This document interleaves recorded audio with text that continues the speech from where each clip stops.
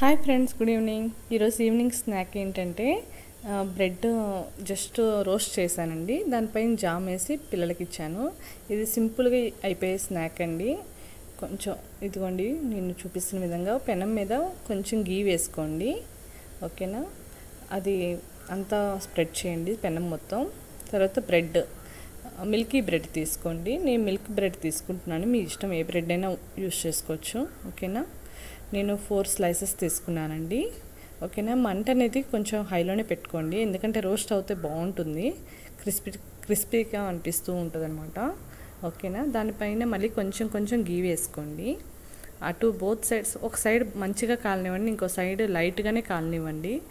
రెండు సైడ్ల బాగా క్రిస్పీగా అయితే బాగోదన్నమాట. ఓకేనా,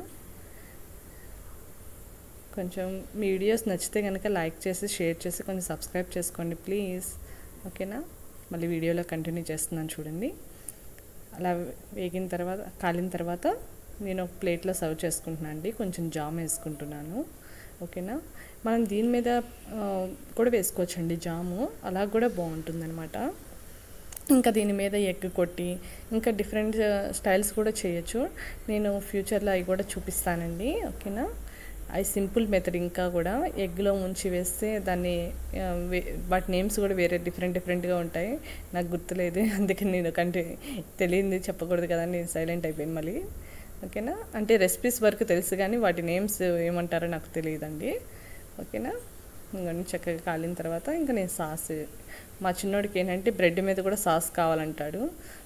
వాడు అప్పుడు అడిగితే నేను వేసినట్టున్నాను. వాడు అడిగాడండి.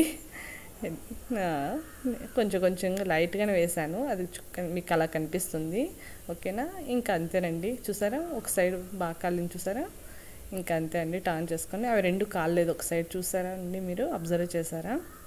ఇంకా దాని మీద పెట్టుకొని ఇంకా ఇచ్చేయడమేనండి.